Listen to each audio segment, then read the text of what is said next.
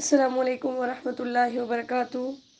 اعوذ باللہ من الشیطان الرجیم، بسم اللہ الرحمن الرحیم۔ رب اشرح لی صدری ویسر لی امری واحلل عقدۃ من لسانی یفقہوا قولی۔ اللہ تعالیٰ کی فضل اور اس کی توفیق سے انشاءاللہ آج ہم 8واں پارہ شروع کریں گے۔ وَلَوْ أَنَّنَا نَزَّلْنَا إِلَيْهِمُ الْمَلَائِكَةَ وَكَلَّمَهُمُ الْمَوْتَى وَحَشَرْنَا عَلَيْهِمْ كُلَّ شَيْءٍ قُبُلًا مَا كَانُوا لِيُؤْمِنُوا إِلَّا أَن يَشَاءَ اللَّهُ وَلَكِنَّ أَكْثَرَهُمْ يَجْهَلُونَ۔ پچھلے پارے کی آخری آیات میں ہم نے پڑھا کہ انہوں نے کچھ مطالبات کیے، تو اللہ تعالیٰ نے فرمایا کہ وَمَا يُشْعِرُكُمْ أَنَّهَا إِذَا جَاءَتْ لَا يُؤْمِنُونَ۔ اگر وہ معجزات آ جائیں تو آپ کو کیا پتا کہ یہ پھر بھی ایمان لاتے ہیں یا نہیں لاتے۔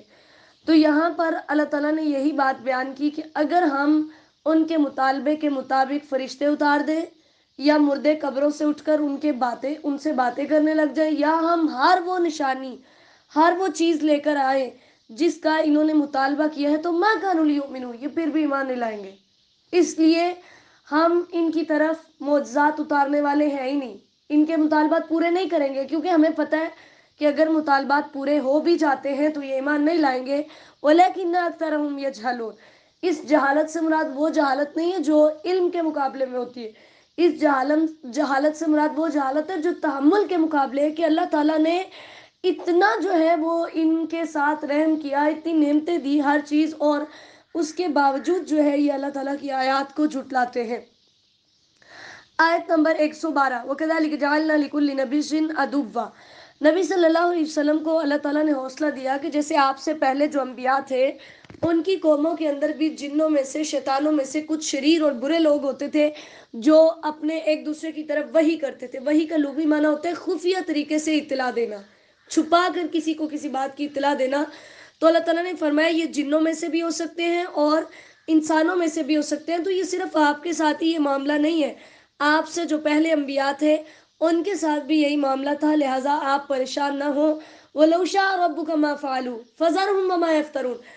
اگر آپ کا رب چاہتا تو یہ ایسا نہ کرتے، یعنی اللہ تعالیٰ نے چونکہ اپنی حجت پوری کرنے کے لیے سب کو نیکی اور بدی کی راہیں ان کے لیے آسان کر کے ان کو اختیار دے دیا کہ جو جس راستے پر چلنا چاہتا ہے، تو نبی صلی اللہ علیہ وسلم کو فرمایا آپ ان کی کوئی پرواہ نہ کریں، یہ اللہ پر جھوٹ باندھ رہے، اللہ خود ہی ان سے بدلہ لے لے گا۔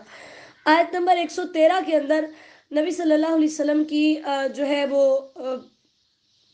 وَلِتَصْغَىٰ إِلَيْهِ أَفْئِدَةُ الَّذِينَ، آپ کو جو ہے وہ مخاطب کیا گیا کہ آپ کے دل جو ہے وہ ان کی طرف مائل ہوتے ہیں جو آخرت پر ایمان نہیں لاتے، اور وہ چاہتے ہیں کہ آپ ان سے راضی ہو جائیں جبکہ وہ اللہ پر جھوٹ باندھتے ہیں۔ تو اللہ تعالیٰ نے اگلی آیت میں ان کو حکم دیا کہ آپ ان کو یہ کہیں أَفَغَيْرَ اللَّهِ أَبْتَغِي حَكَمًا، کیا میں اللہ کے علاوہ کسی اور کو اپنا معبود بنا لوں۔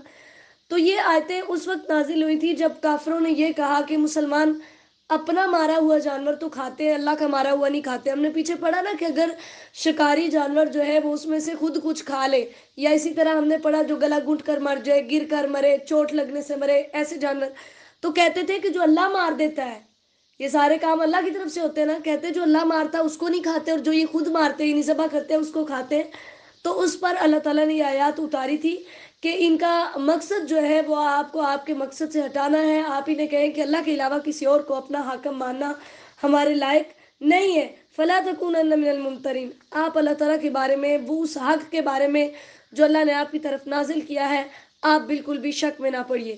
وَتَمَّتْ كَلِمَةُ رَبِّكَ صِدْقًا وَعَدْلًا، آیت نمبر 115 کے اندر اللہ تعالیٰ نے اپنے کلمات پورے کیے۔ کلمات سے مراد قرآن پاک ہے۔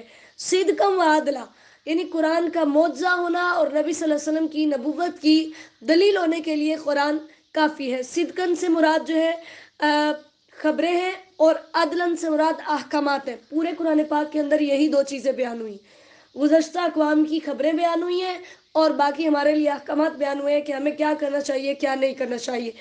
تو اللہ تعالیٰ نے فرمایا میرے باتوں کو کوئی بھی بدلتا نہیں ہے، ان کے اس طرح کے اعتراضات قرآن کے معجزہ ہونے پر کوئی اثر انداز نہیں ہو سکتے۔ وَإِن تُطِعْ أَكْثَرَ مَن فِي الْأَرْضِ، آیت نمبر 116 میں اللہ تعالیٰ نے نبی صلی اللہ علیہ وسلم کو فرمایا کہ اگر یہ زیادہ ہیں تو اس کا یہ مطلب نہیں ہے کہ حق پر ہے، اکثریت حق پر ہونے کی دلیل نہیں ہے۔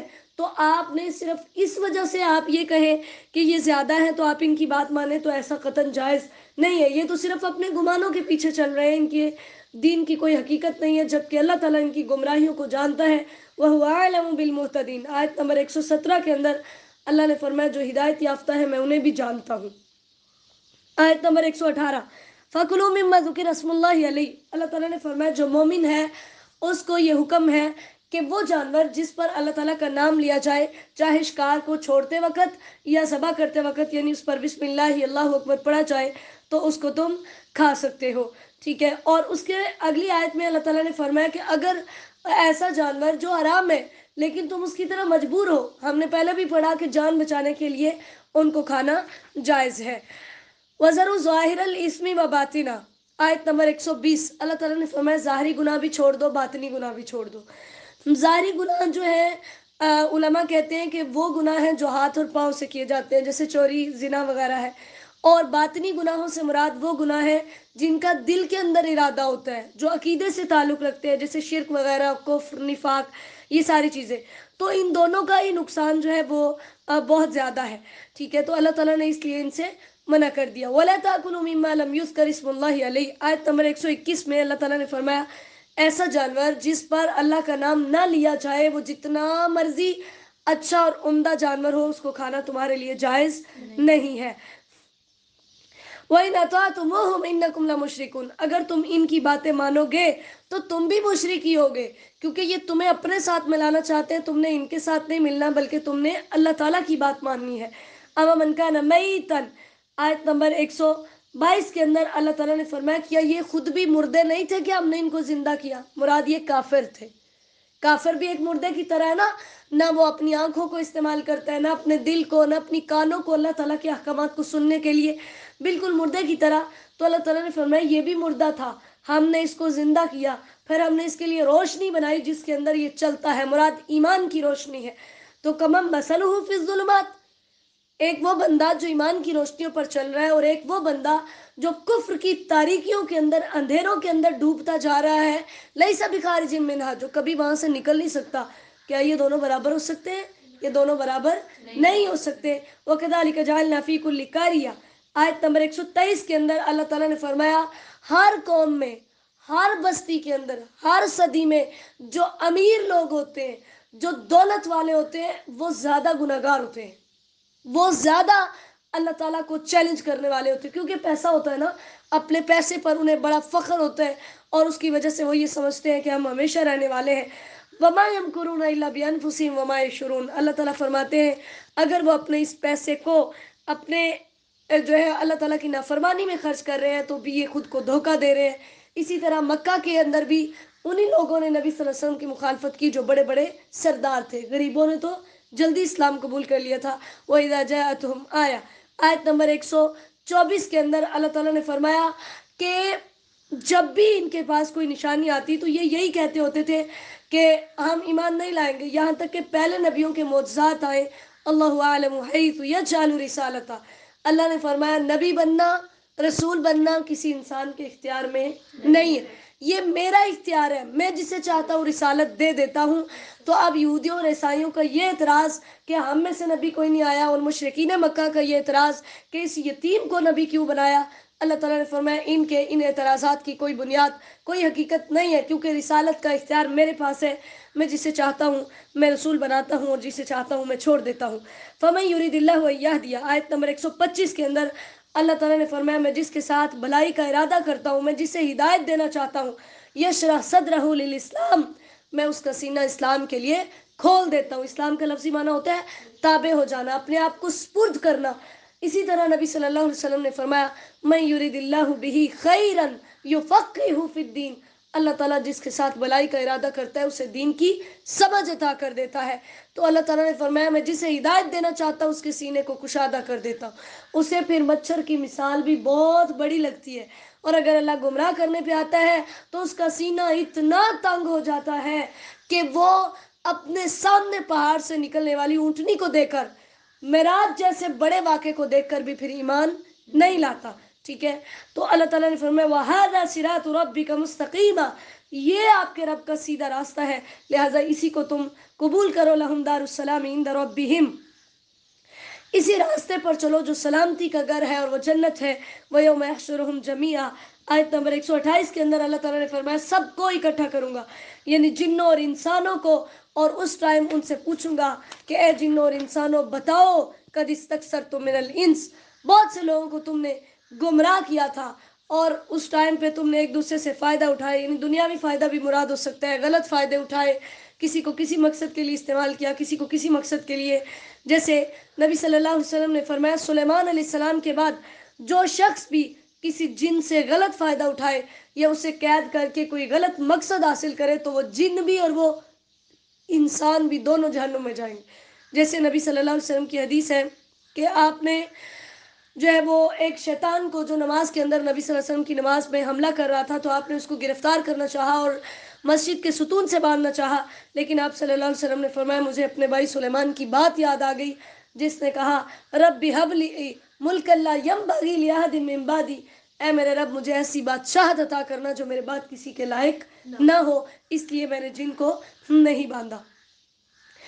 اللہ تعالیٰ نے فرمایا ان سب کا ٹھکانہ آگ ہے، وَكَذَلِكَ نُوَلِّي بَعْضَ الظَّالِمِينَ بَعْضًا بِمَا كَانُوا يَكْسِبُونَ، آیت نمبر 129، اللہ تعالیٰ نے فرمایا ہم ظالموں کو ایک دوسرے کا دوست بنا دیتے ہیں کہ وہ پھر جیسے گندے کام خود کرتے ہیں نا، اپنے ساتھیوں کو بھی اپنے ساتھ ملا لیتے، پھر وہ ان غلط کاموں کے اندر ایک دوسرے کو جو ہے وہ ان کو سپورٹ بھی کرتے ہیں، ان کی مدد بھی کرتے ہیں، اور اس میں ان کے ساتھ مل کر اس میں شریک بھی ہوتے ہیں۔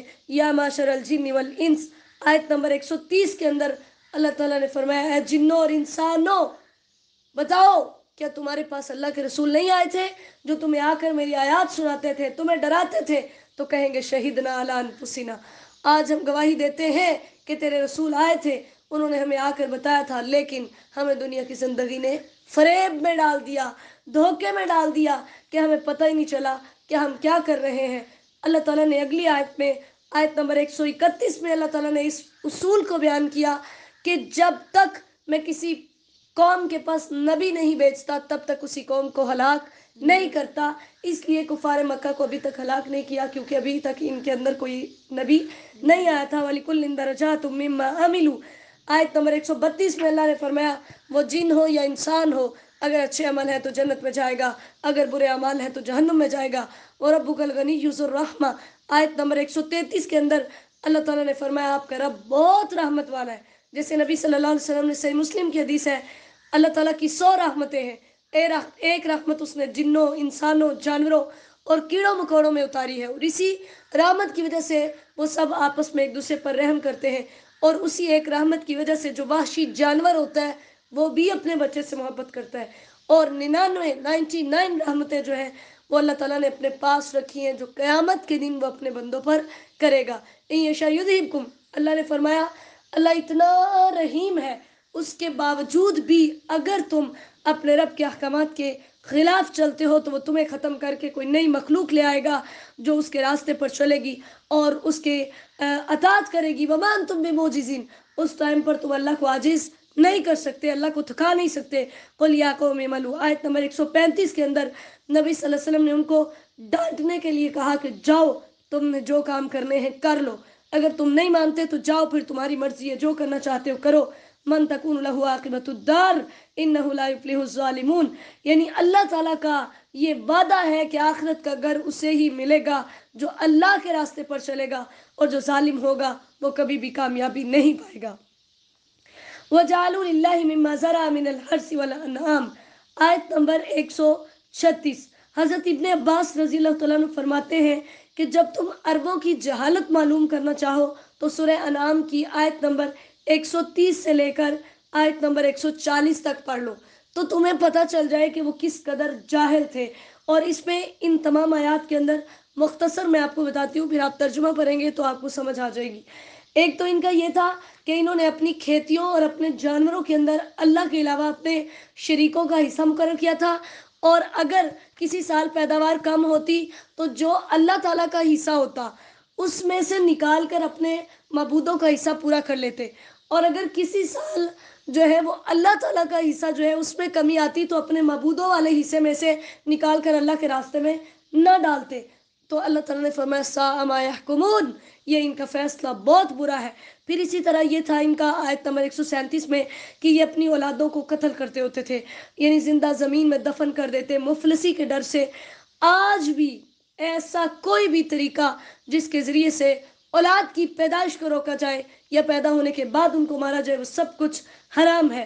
پھر اسی طرح جو تھی آیت نمبر 138 138، اس کے اندر بھی اللہ تعالیٰ نے ان کی بات بیان کی کہ انہوں نے اپنے جانور، اپنی کھیتیاں جو ہیں وہ اس میں اپنے معبودوں کے لیے حصہ مقرر کیا ہوا تھا، اور اس کے اوپر یہ سواریاں نہیں کرتے تھے۔ جیسے ہم نے کل بھی 4 جانور پڑھے، بحیرہ، صاحبہ، وسیلہ اور حام، ٹھیک ہے، تو وہ جانور انہوں نے مقرر کیے ہوئے۔ پھر اسی طرح آیت نمبر 139 میں ان کا ایک غلط عقیدہ بیان کیا گیا کہ یہ کہتے ہوتے تھے کہ جو ہمارے جانور کے پیٹ میں ہے نا، جو بچہ ابھی پیدا نہیں ہوا، وہ صرف ہمارے مرد کھا سکتے ہیں، ہماری عورتیں نہیں کھا سکتی اگر وہ بچہ زندہ پیدا ہو جائے، لیکن اگر وہ مردہ ہو تو پھر مرد اور عورت سارے کھا سکتے ہیں۔ یعنی اس قدر ان کی جہالت تھی۔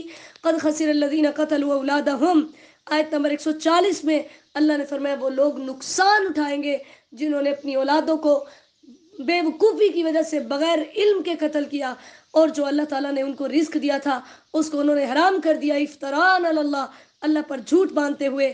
اللہ تعالیٰ نے فرمایا ایسے لوگ گمراہ ہو گئے اور وہ کبھی بھی ہدایت یافتہ نہیں ہو سکتے۔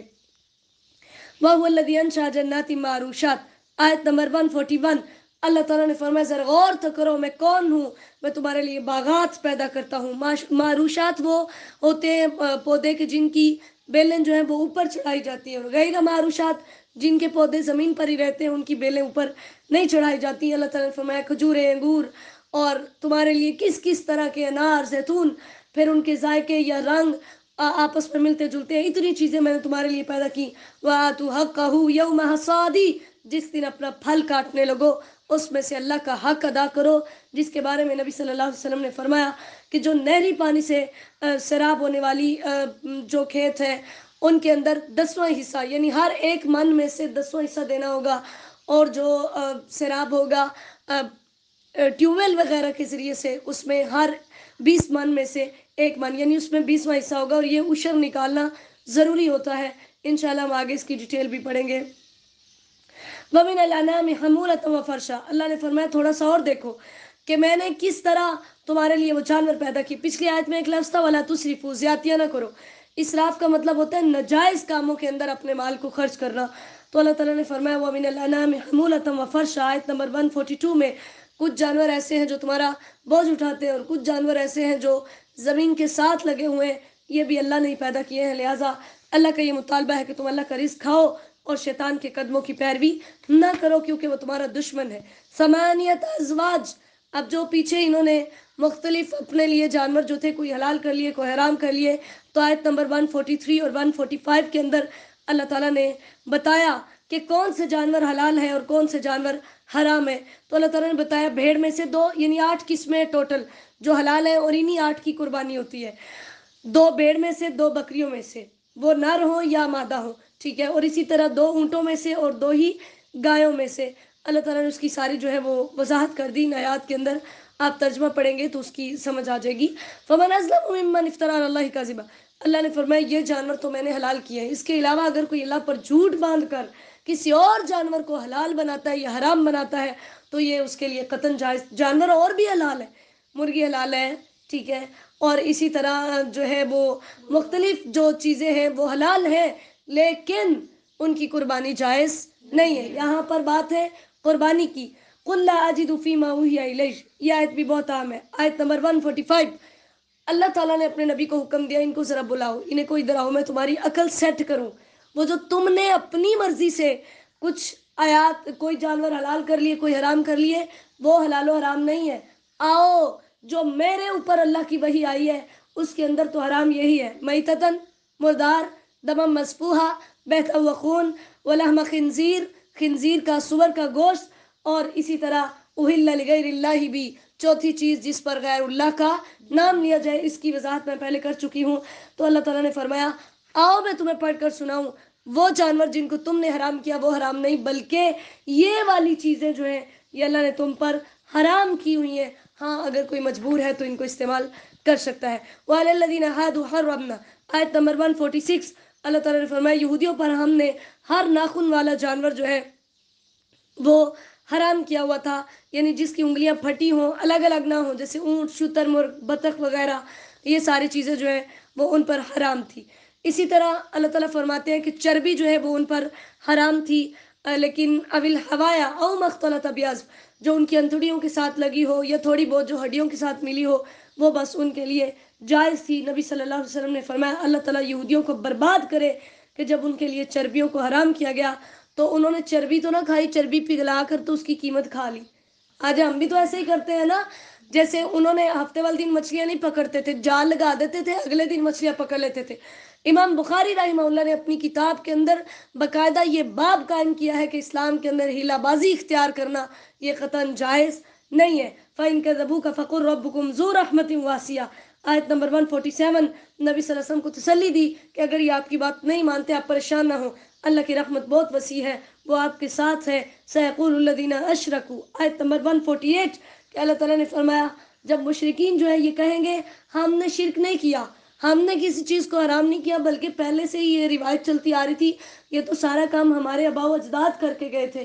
اللہ نے فرمایا کہ اب تو تمہارے پاس علم آ چکا تھا نا، اب تو تمہاری یہ تم سے ڈیمانڈ تھی نا کہ تم ان ساری چیزوں کو، گمانوں کو، جو جھوٹ تم نے بنائے تھے اس کو تم چھوڑ دو اور اللہ کے راستے پر آ جاؤ، کیونکہ فَلِلَّهِ الْحُجَّةُ الْبَالِغَةُ، جو پہنچنے والی، جو مکمل دلیل ہے وہ صرف اور صرف اللہ کی ہے. اس لیے تم سے یہ اب مطالبہ تھا کہ تم باقی ساری چیزیں چھوڑ کر اللہ کے راستے پر چل پڑو. فَلَوْ شَاءَ لَهَدَاكُمْ أَجْمَعِينَ، وہ چاہتا تو تم سب کو ہدایت دے دیتا. قُلْ هَلُمَّ شُهَدَاكُمُ الَّذِينَ، آیت نمبر 150 کے اندر اللہ نے فرمایا لاؤ ان لوگوں کو لے کر آؤ جن کو تم اللہ کے علاوہ گواہ بناتے تھے، جنہوں نے کچھ چیزیں حرام کی تھی. اللہ نے فرمایا اپنی خواہشات کی پیروی کرتے ہوئے میری آیات کو جھٹلاتے ہیں اور اپنے رب کے ساتھ برابریاں کرتے ہیں، اس کی مخلوقات کو اٹھا اٹھا کر اس کے رب کے برابر کھڑے کرتے ہیں. قُلْ تَعَالَوْا، آیت نمبر 151. اللہ نے فرمایا آؤ، مزید آؤ، میں تمہیں پڑھ کر سناؤں جو تم نے خود حرام کیا ہوا ہے وہ حرام نہیں ہے. آؤ میں تمہیں بتاتا ہوں کہ حرام کیا ہے. نمبر 1، سب سے پہلی چیز جو تم پر حرام ہے، اللہ تشرکوا بہ شیئا، اپنے رب کے ساتھ شرک نہ کرو. جیسے نبی صلی اللہ علیہ وسلم نے فرمایا، صحیح بخاری کی حدیث ہے، سب سے بڑا گناہ یہ ہے کہ تم اللہ کا شریک بناؤ. وَهُوَ خَلَقَكَ، حالانکہ اس نے تمہیں پیدا کیا ہے. ٹھیک ہے، تو یہ سب سے کبیرہ گناہ ہے.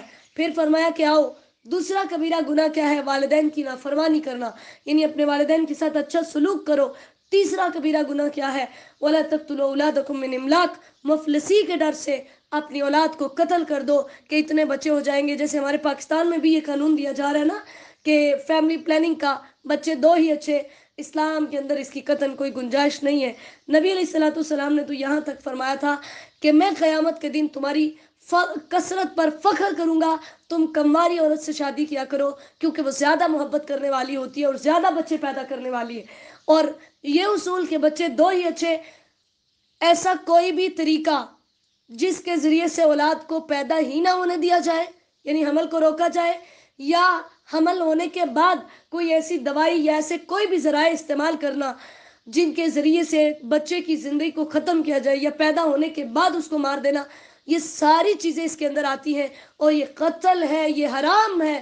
اللہ نے فرمایا نحن نرزقکم وإیاہم، تمہیں بھی کھلانا میری ذمہ داری ہے، اور جو جان اس دنیا میں آئے گی اسے بھی کھلانا میری ذمہ داری ہے. یہ رزق، وما من دابۃ الا علی اللہ رزقها، 12ویں پارے کی پہلی آیت میں اللہ نے فرمایا اس زمین پر چلنے والا جو بھی جاندار ہے اس کا رزق اللہ کے ذمہ ہے. تو تم مفلسی کے ڈر سے اپنی اولادوں کو قتل کرو، یہ سب سے بڑا جرم ہے. وَلَا تَقْرَبُوا الْفَوَاحِشَ مَا ظَهَرَ مِنْهَا وَمَا بَطَنَ، اگلی جو چیز ہے وہ کیا ہے، ظاہری اور باطنی بے حیائیوں سے بچو. فحش سے مراد ہر وہ قول، ہر وہ بات، ہر وہ کام جو برائی کے اندر بہت بڑا ہوا ہو وہ حرام ہے. اور نبی صلی اللہ علیہ وسلم نے صحیح بخاری کی حدیث سے آپ نے فرمایا اللہ سے بڑھ کر غیرت والا کوئی نہیں، اسی لیے اس نے ظاہری اور پوشیدہ تمام قسم کی بے حیائیوں کو حرام کر دیا ہے. اور پھر اس کے بعد اللہ تعالیٰ نے فرمایا جو چیز حرام ہے وہ یہ ہے کہ تم ناحق کسی کو قتل کرو. اسلام میں 3 بندوں کو قتل کرنا جائز ہے جو میں پہلے بتا چکی.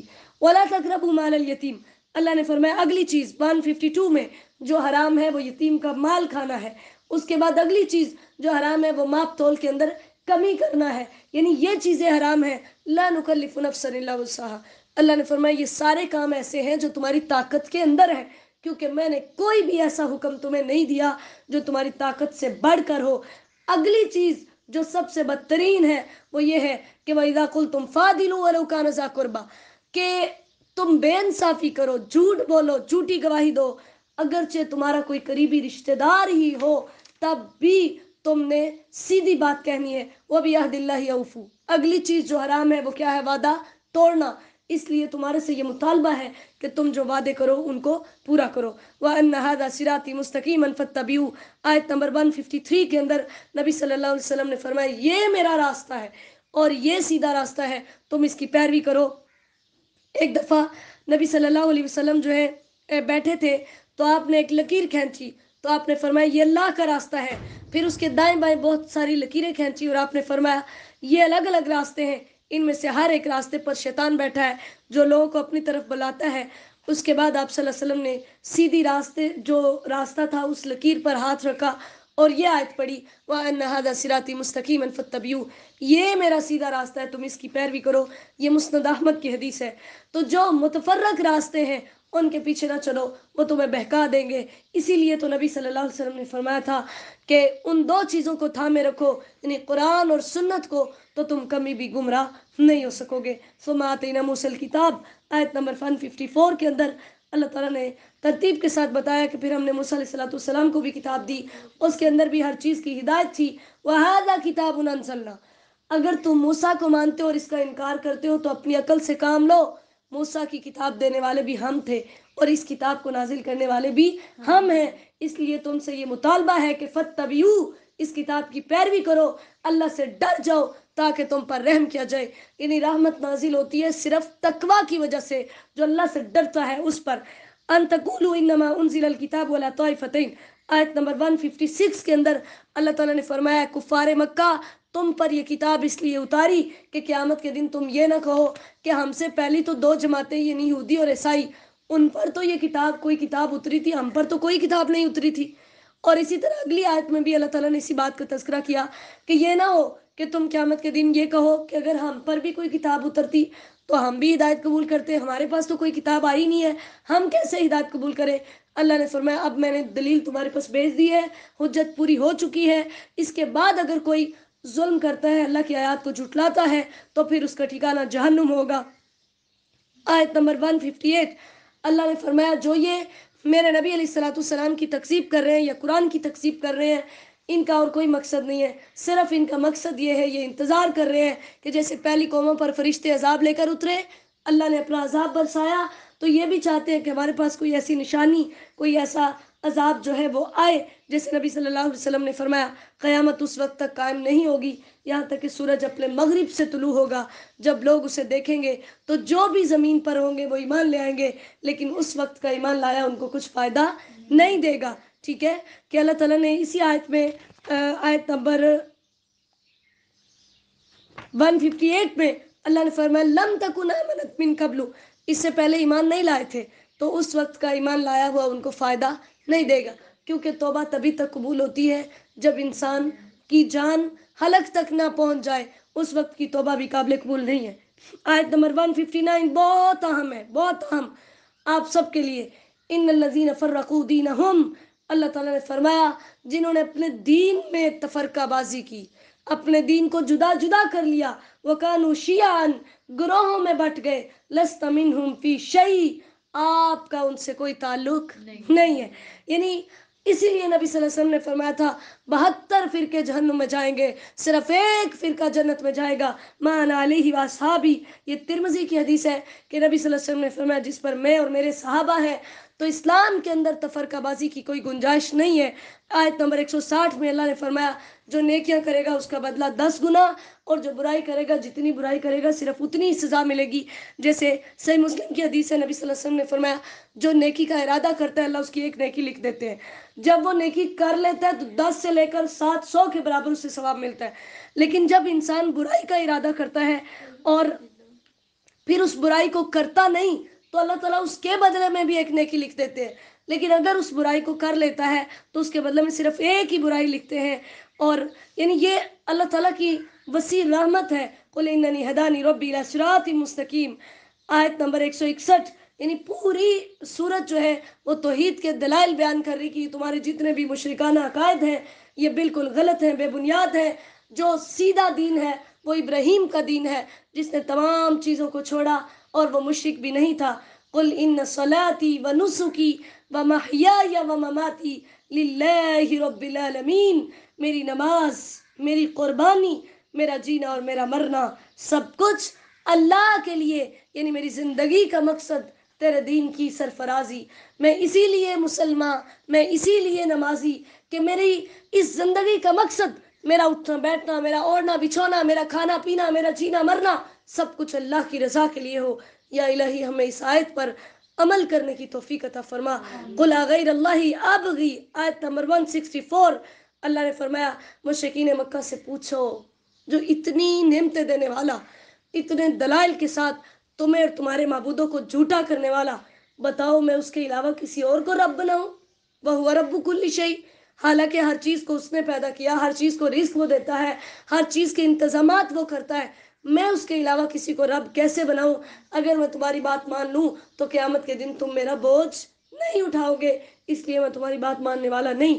هُوَ الَّذِي جَعَلَكُمْ خَلَائِفَ الْأَرْضِ، آیت نمبر 165. اللہ تعالیٰ نے فرمایا کہ اللہ تعالیٰ نے تمہیں زمین میں جانشین بنایا، ایک دوسرے پر درجے دیے، یعنی کسی کو مال و دولت زیادہ دے دی، کسی کو حسن زیادہ دے دیا، کسی کو عقل زیادہ دے دی، کسی کو علم زیادہ دے دیا. یہ ساری چیزیں ہیں صرف تمہاری آزمائش کے لیے. آخرکار تمہیں اپنے رب کے پاس جانا ہے جو تو بہت بخشنے والا، بہت رحم کرنے والا ہے. سورة الأعراف مکیہ. بسم اللہ الرحمن الرحیم. الف لام میم صاد، یہ حروف مقطعات ہیں، ان کے معنی اللہ تعالیٰ ہی جانتے ہیں. کتاب انزل الیک، آیت نمبر 2 کے اندر اللہ تعالیٰ نے نبی صلی اللہ علیہ وسلم کو تسلی دی کہ یہ کتاب جو آپ کی طرف اتاری گئی ہے اس کی وجہ سے آپ اپنے سینے کو تنگ نہ کریں. اس کتاب کا مقصد یہ ہے کہ آپ اللہ کے عذاب سے ڈرائیں اور ایمان والوں کو نصیحت کیجیے. آپ نے ان کی باتیں نہیں مانی، جو وہی آپ کی طرف آتی ہے صرف اسی کی پیروی کریں. قلیلا ما تذکرون، اس کے دو مطلب ہیں. ایک تو یہ کہ نصیحت حاصل کرنے والے لوگ بہت کم ہیں، اور نمبر 2 جو نصیحت حاصل کرتے ہیں وہ بہت تھوڑی ہے جو نجات کے لیے کافی نہیں ہے.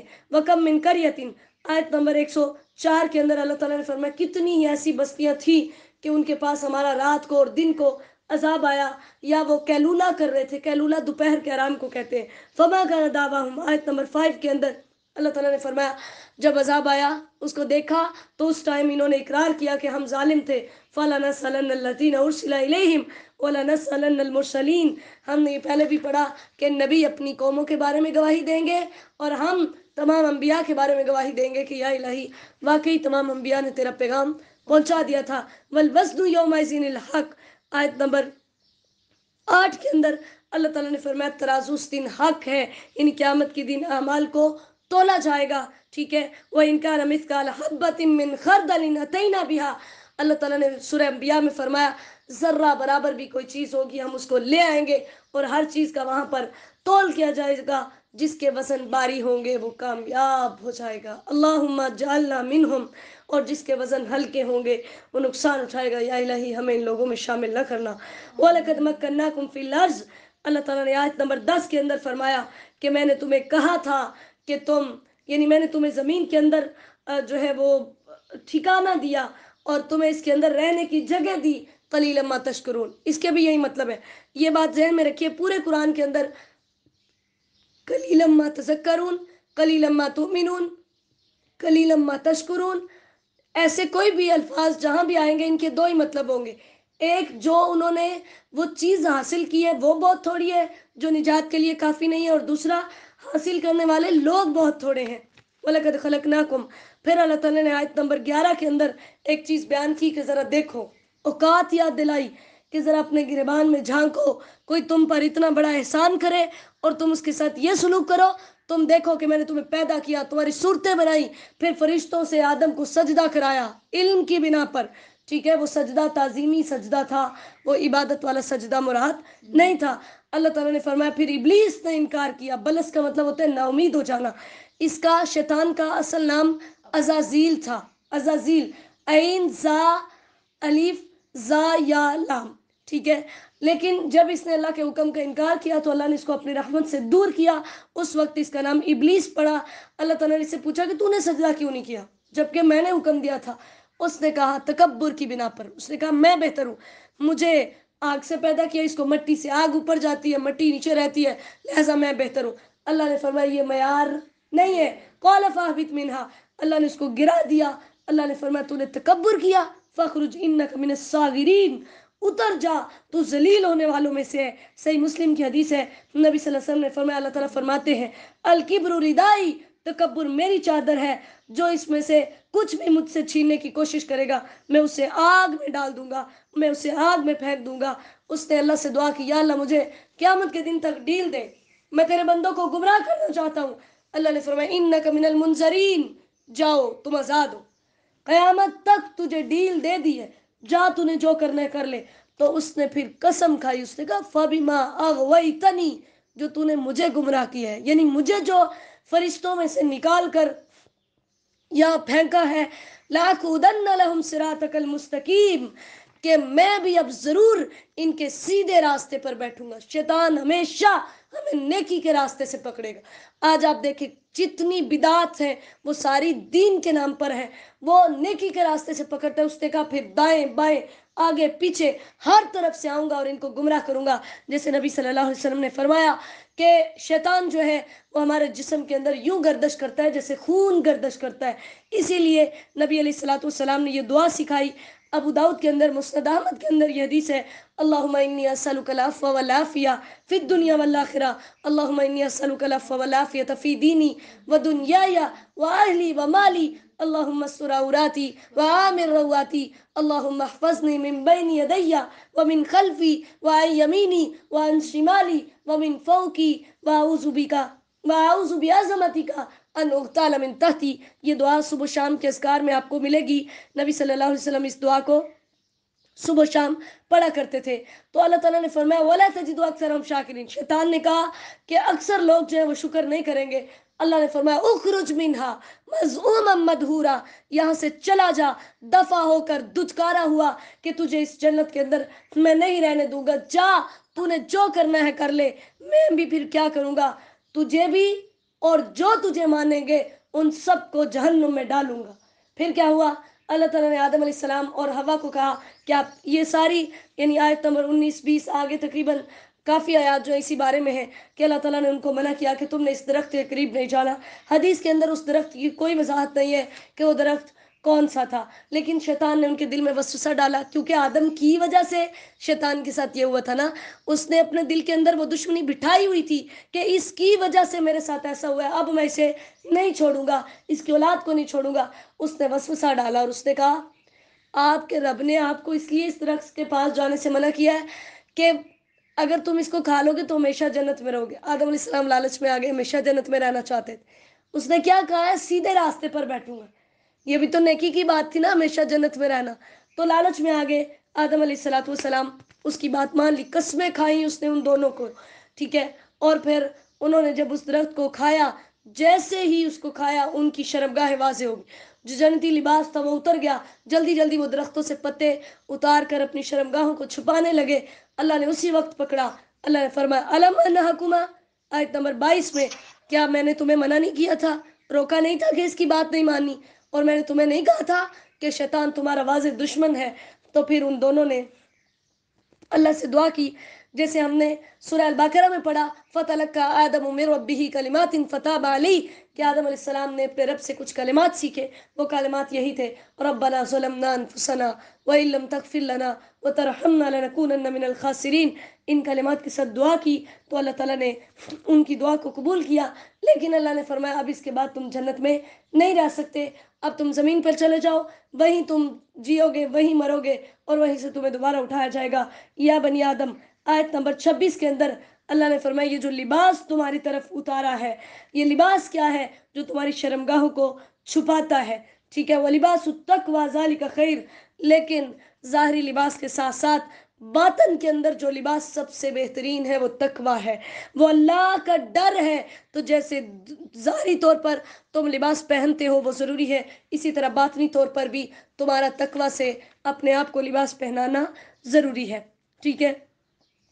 اور پرہیزگاری والے لباس سے مراد شاہ عبد القادر رحمہ اللہ کہتے ہیں کہ مرد کا پرہیزگاری والا لباس وہ ہے کہ وہ ریشم نہ پہنے جو اللہ نے منع کیا، اسی طرح وہ اپنے ٹخنوں کو نہ ڈھانپے، اور عورت کا پرہیزگاری والا لباس یہ ہے کہ وہ باریک لباس نہ پہنے، وہ تنگ لباس نہ پہنے کہ جس کے اندر سے اس کی زینت ظاہر ہو رہی ہو یا اس کا جسم واضح ہو۔ آیت نمبر 27 میں اللہ نے فرمایا کہ شیطان نے تمہارے باپ کو بھی، تمہارے ماں باپ کو جنت سے نکلوا دیا، اب وہ تمہارے بھی کپڑے اتروانا چاہتا ہے، اب وہ تمہیں بھی گمراہ کرنا چاہتا ہے۔ آج آپ دیکھ لیں کیسے کیسے ڈیزائن نکالے اس نے مسلمان عورت کو ننگا کرنے کے لیے۔ یہ بازو کے اوپر یہاں کر کے کندھے کے نیچے وہ ایک مرچ سی بنائی ہوتی ہے، دل بنایا ہوتا ہے، یہاں سے ننگا کر دیا، ٹھیک ہے۔ کبھی اس نے گلے اس ٹائپ کے، آج تو اللہ معاف کرے لباس ہے ہی بے حیائی ہے نا، اتنے باریک لباس ہے کہ پہن کر بھی ننگے ہیں ہم۔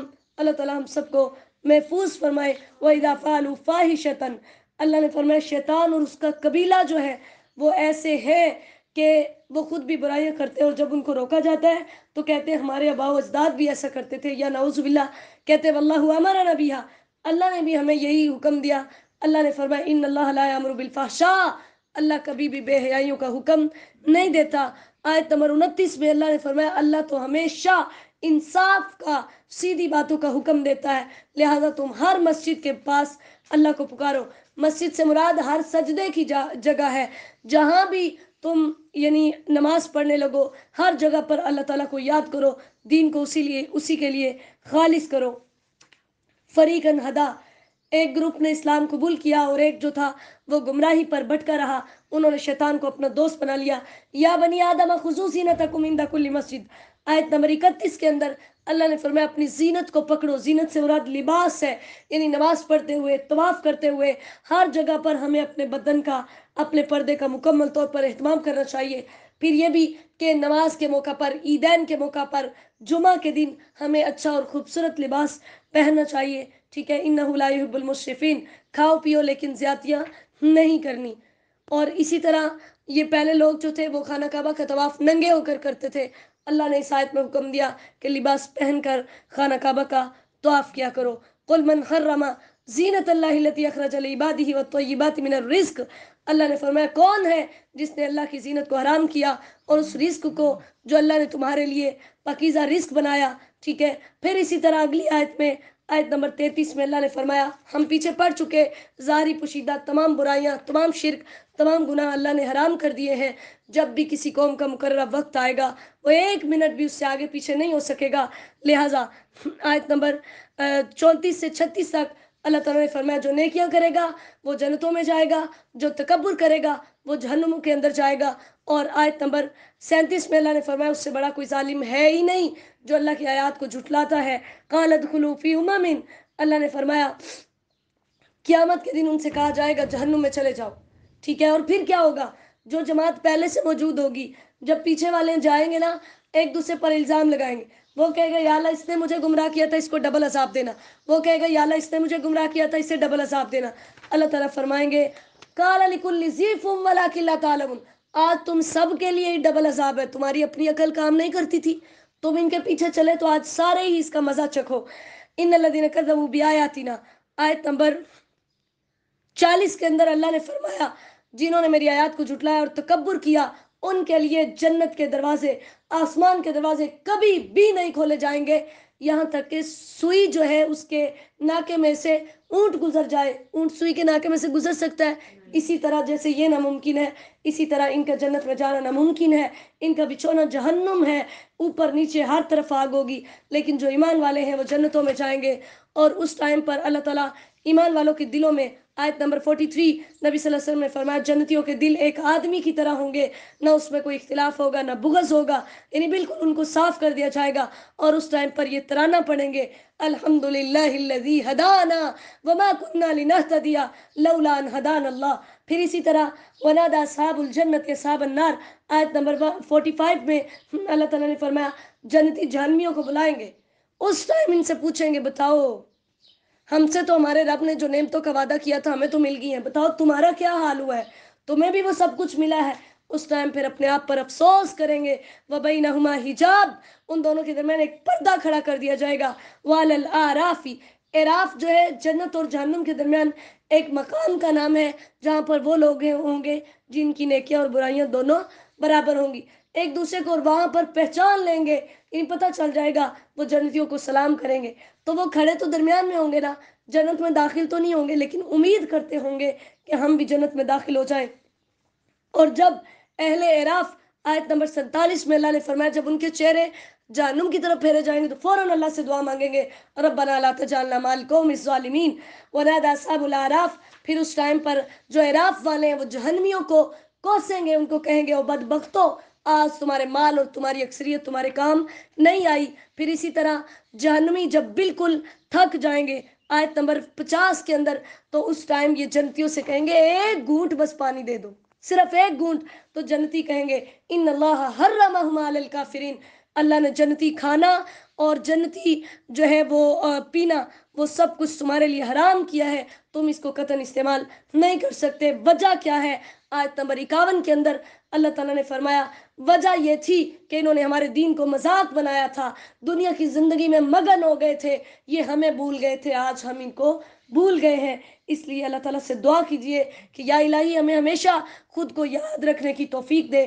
پھر اللہ تعالیٰ نے فرمایا کہ یہ صرف قیامت کے دن کا انتظار کر رہے ہیں، جب وہ آ جائے گا تو اس دن کوئی بھی ان کی سفارش نہیں کر سکے گا۔ ان ربکم اللہ الذی، آیت نمبر 54 میں اللہ تعالیٰ نے فرمایا تمہارا رب وہی ہے جس نے زمین و آسمان کو 6 دنوں میں پیدا کیا، پھر وہ عرش پر مستوی ہو گیا، یہ سارے کام وہی کرتا ہے۔ ادعوا ربکم تضرعا وخفیا، تم اپنے رب کو گڑ گڑا کر اور عاجزی سے پکارو، وہ زیادتی کرنے کو پسند نہیں کرتا۔ اس سے مراد یہ ہے کہ تم اتنا چیخ چیخ کر اللہ کو پکارو کہ خود کو تکلیف دو، ایسا بھی نہیں کرنا، اور ایسی چیزیں اللہ سے مانگو جو ناجائز ہیں، جو حرام ہیں، تو یہ بھی اللہ تعالیٰ کو پسند نہیں ہے۔ جیسے ایک راستے کے اندر صحابہ کرام جو ہے وہ اونچی آواز سے تکبیریں پڑھ رہے تھے، تو نبی صلی اللہ علیہ وسلم نے فرمایا اپنے آپ پر نرمی کرو کیونکہ جس کو تم پکار رہے ہو وہ بہرا نہیں ہے، یعنی آہستہ آواز میں دعا کرو اللہ تعالیٰ سے۔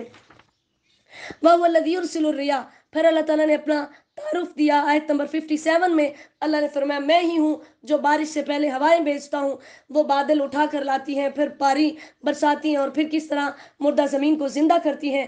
پھر وَالْبَلَدُ الطَّيِّبُ يَخْرُجُ نَبَاتُهُ، آیت نمبر 58 میں اللہ نے مومن اور کافر کی مثال بیان کی کہ جیسے بارش برستی ہے، کچھ زمین بہت اچھی ہوتی ہے وہ اس سے فائدہ لے لیتی ہے، اور کچھ زمین جو ہوتی ہے وہ نکمی کی نکمی رہتی ہے، اس سے مراد کافر ہیں جو کچھ بھی فائدہ حاصل نہیں کر سکتے، ٹھیک ہے، وہ اسی طرح رہتے ہیں۔ پھر آیت نمبر 59 میں اللہ تعالیٰ نے کچھ قوموں کا تذکرہ بیان کیا، نوح علیہ السلام کی قوم کا کہ انہوں نے آ کر اپنی قوم کو توحید کی دعوت دی۔